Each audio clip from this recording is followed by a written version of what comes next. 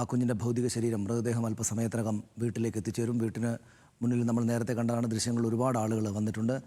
ആ കുഞ്ഞിനോടൊപ്പം പോയ, വിനോദയാത്രയ്ക്ക് പോയ, അങ്ങോട്ട് വളരെ സന്തോഷകരമായിട്ട് പോയ രക്ഷിതാക്കളടക്കമുള്ള ബന്ധുക്കൾ, മറ്റുള്ള ആളുകളെല്ലാം തിരിച്ച് ഇപ്പോൾ അല്പസമയത്തിന് ശേഷം അവിടേക്ക് എത്തിച്ചേരും. സച്ചിൻ, എപ്പോഴാണ് എത്തുക? എവിടെ എത്തി മൃതദേഹവും വഹിച്ചുകൊണ്ടുള്ള വാഹനം?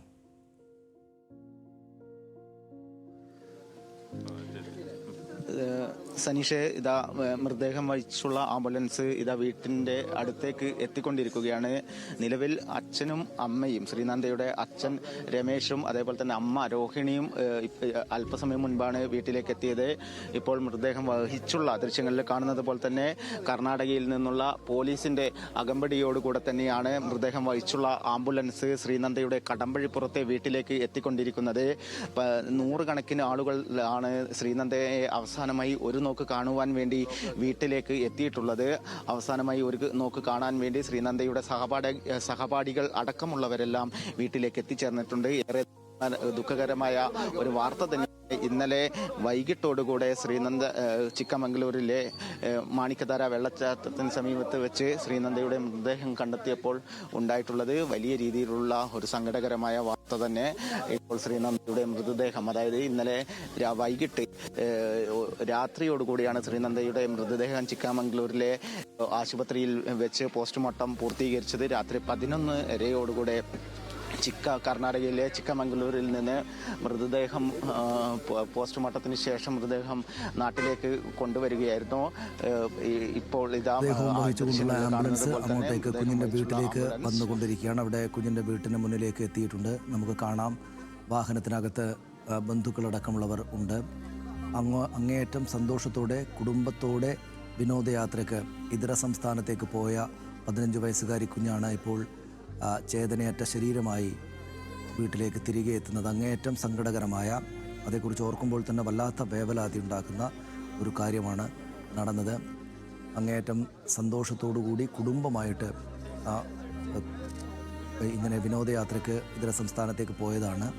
അവിടെ വെച്ച് ഇങ്ങനെ അങ്ങേയറ്റം ദാരുണമായൊരു ദുരന്തം ഉണ്ടായിരിക്കുന്നു. കുഞ്ഞിൻ്റെ മൃതദേഹമാണ് തിരിച്ച് വീട്ടിലേക്ക് എത്തുന്നത്.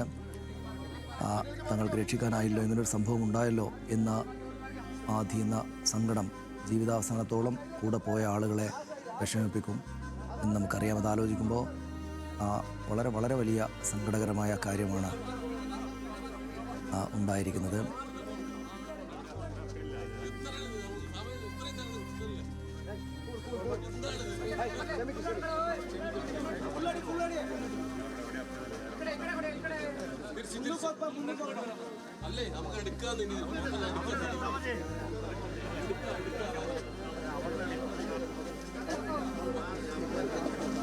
സച്ചിൻ, സംസ്കാര ചടങ്ങിൻ്റെ വിശദാംശങ്ങൾ എന്താണ്? അവിടെ വീട്ടുവളപ്പിൽ ഐവർ മഠത്തിലാണ് സംസ്കാര ചടങ്ങുകൾ നടക്കുക അല്ലേ? ഇപ്പോൾ ഇവിടുന്ന് മൃതദേഹം വീണ്ടും അങ്ങോട്ട് കൊണ്ടുപോകേണ്ടതുണ്ട് അല്ലേ? തീർച്ചയായും. കാരണം വീട്ടിൽ പൊതുദർശനത്തിന് വെക്കും. അതായത് 1 മണിവരെ വീട്ടിൽ പൊതുദർശനത്തിന് വെക്കാനാണ് നിലവിൽ കുടുംബം തീരുമാനിച്ചിട്ടുള്ളത്. അതിനുശേഷമാണ് തിരുവില്ലാമല ഐവർ മഠത്തിലേക്ക് മൃതദേഹം കൊണ്ടുപോവുക. നിരവധി പേരാണ് ശ്രീനന്ദയെ അവസാനമായി ഒരു നോക്ക് കാണുവാൻ വേണ്ടി വീട്ടിലേക്ക് എത്തിയിട്ടുള്ളത്. അത് പ്രധാനമായും ശ്രീനന്ദയുടെ പ്രിയപ്പെട്ട നാട്ടുകാരെല്ലാം ഇവിടെ എത്തിയിട്ടുണ്ട്. കാരണം കലാകായിക മേഖലയിലും നാട്ടിലെ എല്ലാ പരിപാടികളിലും ശ്രീനന്ദ വളരെ നല്ല രീതിയിൽ പങ്കെടുത്തുകൊണ്ടിരുന്നു. കായിക മേഖലയിലായാലും അതേപോലെ തന്നെ കലാരംഗത്തായാലും മികവ് പുലർത്തിയിരുന്ന ഒരു 15 വയസ്സുകാരിയെ തന്നെയാണ് നഷ്ടമായിരിക്കുന്നത്. നാളെയുടെ ഒരു പ്രതീക്ഷയായിരുന്നു. ഇപ്പോൾ മൃതദേഹം ആംബുലൻസിൽ നിന്നും വീട്ടിലേക്ക് ഇറക്കിയിട്ടുണ്ട്.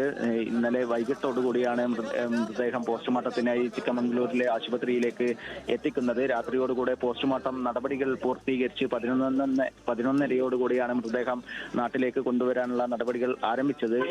അല്പസമയത്തിന് മുമ്പാണ് മൃതദേഹം വീട്ടിലേക്ക് എത്തിച്ചിട്ടുള്ളത്. അതിന്റെ ദൃശ്യങ്ങളാണ് കണ്ടുകൊണ്ടിരിക്കുന്നത്.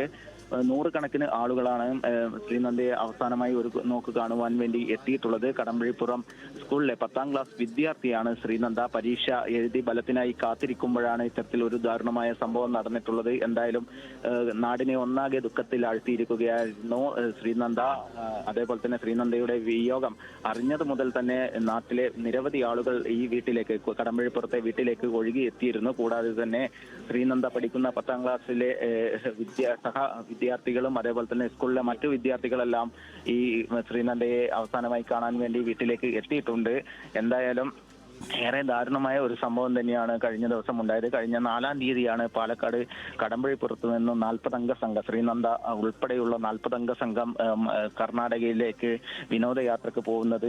അവിടെ വെച്ചാണ് ആദ്യ 2 ദിനങ്ങളിൽ ഹംപിയിലായിരുന്നു വിനോദയാത്ര പോയത്. അതിനുശേഷമാണ് ചിക്കമംഗ്ലൂരിലേക്ക് വിനോദയാത്രക്കായി ഇവർ പോകുന്നത്. അവിടെ വെച്ച് തിരിച്ചു മടങ്ങുമ്പോഴായിരുന്നു 5:20 ശ്രീനന്ദയെ കാണാതാവുന്നത്. തുടർന്നാണ് 3 ദിവസം നീണ്ട തിരച്ചിലിനൊടുവിൽ ഇന്നലെ ഉച്ചയോടുകൂടെ ശ്രീനന്ദയുടെ മൃതദേഹം ചിക്കമംഗളൂരിലെ മാണിക്കതര വെള്ളച്ചാട്ടത്തിന് സമീപത്ത് വെച്ചും കണ്ടെത്തുന്നത്. 1500 അടി താഴ്ചയിലായിരുന്നു മൃതദേഹം ഉണ്ടായത്. പോസ്റ്റ്മോർട്ടം റിപ്പോർട്ടിൽ അടക്കം കൃത്യമായ രീതിയിൽ പ്രാഥമിക വിവരങ്ങൾ വ്യക്തമായിട്ടുണ്ട്. അതിൽ പ്രധാനമായും പറയുന്നത് തലക്കേറ്റ ക്ഷതമാണ് മരണകാരണം എന്നാണ്. കൂടാതെ തന്നെ മൃതദേഹത്തിൽ വിവിധ ഭാഗങ്ങളിൽ ശക്തമായ പരിക്കുകൾ ഉണ്ട്, വാരിയലുകൾക്കടക്കം പരിക്കേറ്റിട്ടുണ്ട് എന്നും പ്രാഥമിക റിപ്പോർട്ടിലുണ്ട്. എന്തായാലും മൃതദേഹം പോസ്റ്റ്മോർട്ടത്തിന് ശേഷം ഇപ്പോൾ കടമ്പഴിപ്പുറത്തെ വീട്ടിലെത്തിച്ചിട്ടുണ്ട്. രോഹിണി രമേശൻ ദമ്പതികളുടെ മകളാണ് ശ്രീനന്ദ. ഒരു സഹോദരനുമുണ്ട്. സഹോദരൻ വലിയ ദുഃഖത്തിൽ തന്നെയാണ്. കാരണം പരീക്ഷാർത്ഥമാണ് സഹോദരൻ വിനോദയാത്രക്ക് പോകാതിരുന്നത്. അതിനാൽ തന്നെ ഈ വിവരം അറിഞ്ഞത് മുതൽ തന്നെ വലിയ ദുഃഖത്തിൽ തന്നെയാണ് ശ്രീനന്ദയുടെ കുടുംബവും നാടൊന്നാടി. സനീഷ്.